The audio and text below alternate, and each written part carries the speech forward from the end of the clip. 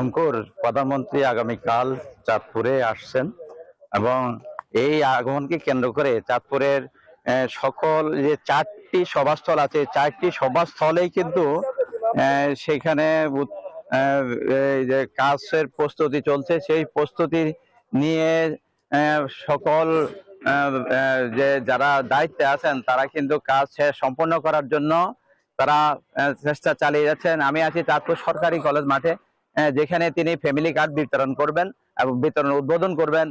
সেখানে দেখা যাচ্ছে যে যে কাজের প্রায় 80 ভাগ শেষ হয়েছে, বাকি কাজ দিনে যে কোনো সময় শেষ হবে বলে আমাদেরকে জানিয়েছেন।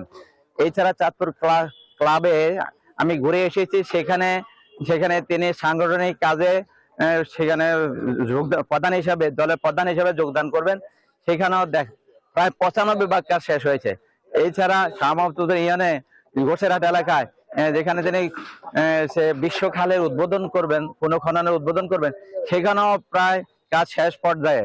এছাড়া শাহরাস্তি উপজেলায় যে খদ্দ খালের উদ্বোধন করবেন, সেখানেও কাজ প্রায় শেষের পর্যায়ে, অর্থাৎ সকল প্রস্তুতি প্রায় শেষের দিকে এবং যে কোনো সময়ে এই কাজ শেষ হবে বলে আমাদেরকে জানিয়েছেন। এছাড়া নেতা কর্মীরা এই কাজকে কেন্দ্র করে তারা উৎসুক এবং তারা তাদের এই এলাকায়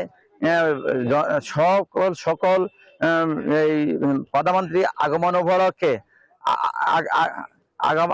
উপলক্ষে সকল প্রস্তুতি প্রায় শেষের দিকে। তো এই ছিল চাঁদপুরের প্রধানমন্ত্রী আগমন উপলক্ষে সর্বশেষ। আমি ফিরছি এই স্টুডিওতে অঙ্কুরের কাছে। অঙ্কুর, ঈদ লাগছে মনে, খুশির জোয়ার সবখানে, আর ঈদ লাগছে মনে, বিকাশ পেমেন্ট সবখানে।